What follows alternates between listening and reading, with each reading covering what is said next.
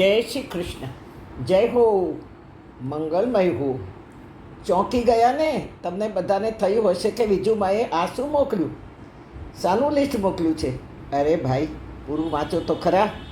સમજો, તમને એક વ્યક્તિ સાથે અનબન છે, તમને બનતું નથી, તમે કોર્ટે ચડ્યા છો, બોલવાનો પણ વ્યવહાર નથી, તો એ તમારો પ્રોબ્લેમ છે. એમાં મારે શું? મને એ વ્યક્તિ ગમે છે, મને એ વ્યક્તિ કામની છે, હું એના ઋણમાં છું. એ વ્યક્તિ મારી માટે સદાય સેવા કરે છે. તમને જેની સાથે બનતું નથી તો ઠીક છે, તમારી મરજી. હું સંબંધ રાખું તો તમને ગમતું નથી, તો એમાં મારો શું દોષ? એવું જ આજકાલ થઈ રહ્યું છે. આપણે ભલે પોલિટિક્સમાં જોડાઈએ નહીં, પણ મારા દેશમાં શું બની રહ્યું છે તેની તો ખબર પ્રત્યેક ભારતવાસીઓને હોવી જ જોઈએ. ભારત રશિયાની મૈત્રી જગ જાહેર છે, તો તેવી જ રીતે અમેરિકા સાથે પણ ભારતના સંબંધો જગ જાહેર છે. પણ ટ્રમ્પ સાહેબને પુતિન સાહેબ સાથે મોદીજીના સંબંધો સામે વાંધો છે. ભારત મૈત્રીપૂર્ણ સંબંધો ચાહે છે. ટીવી જુઓ છો ને? ભારત અને રશિયા સાથે સંબંધ તોડવા ભારત નથી માગતું, પણ ટ્રમ્પ સાહેબ ભયંકર ટેરિફ વધારવાની વાત કરે છે. તો રશિયા સાથે સંબંધ રાખ્યો છે તો ટેરિફ વધારી દઈશ.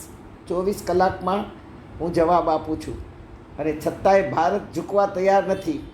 મારું કહેવાનું એટલું જ છે કે આપણે આપણા દેશ માટે, યુવાનોને નોકરી માટે, બાળકોના એજ્યુકેશન માટે, વૃદ્ધોની માંદગી માટે, બહેનોની તંદુરસ્તી માટે કંઈક કરવાનું મન નથી થતું? મોંઘવારીના ગાણા ક્યાં સુધી ગાતા રહીશું? આ લિસ્ટ મેં એટલે મોકલ્યું છે.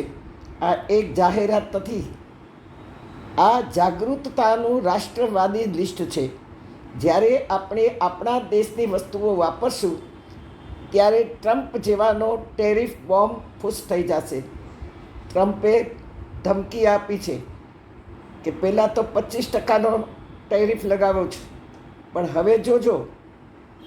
માટે વાંચો, ભારતનું કેટલું બધું ધન પરદેશ ખેંચાઈ જાય છે. આ લિસ્ટ વાંચો, જેને કારણે દવાઓના ભાવ, દૂધના ભાવ, સાબુ, પેસ્ટ, કોલ્ડ ડ્રિંક્સ, જોઈ લો લિસ્ટ. કેટલું બધું ધન આપણું ખેંચાઈ જાય છે. તમને ખબર છે, થોડા વર્ષો પહેલાં આવી જ વાત આપણે ચાઇના સાથે થઈ હતી, અને લોકોએ ચાઇનાના બલ્બો વાપરવાનું, એની કોઈ પણ વસ્તુ વાપરવાનું આપણે બંધ કરી દીધું. તો પાછું ચાલુ થઈ ગયું. અને ત્યારે ચીન ધરતી પર આવી ગયું હતું. કારણ કે ખરું આપણે આ દુનિયાભરના પ્રોડક્ટ વાપરીએ છીએ. આપણે ભારતને મદદ નથી કરતા, આપણે દુનિયાભરના પ્રોડક્ટ વાપરી અને એ દેશોને મદદ કરીએ છીએ. જુઓ, મોદીજી એકલા શું કરી શકે, અને છતાંય કરી રહ્યા છે. યુગો બાદ યુગ પુરુષનું આગમન થયું છે.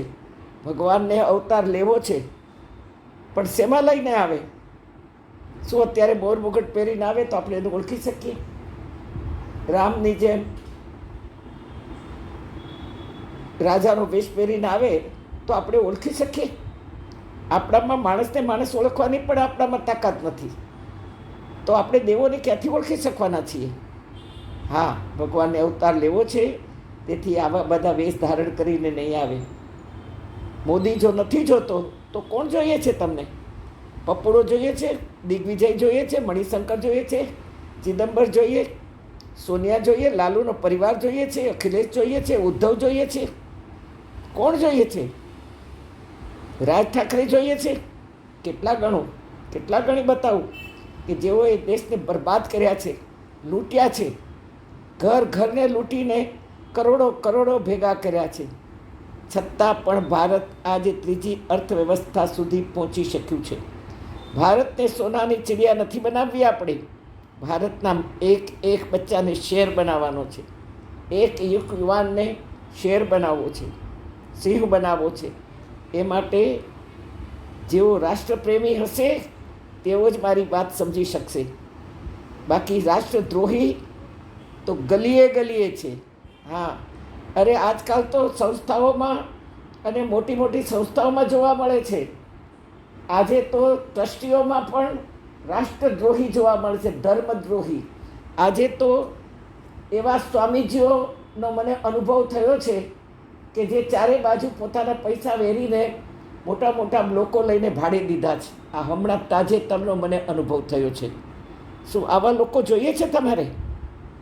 હું તો આવાને નફરત કરું છું.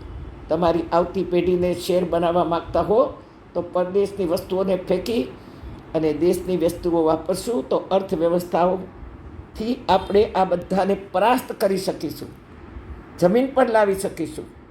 આવો એક પ્રણ લઈએ.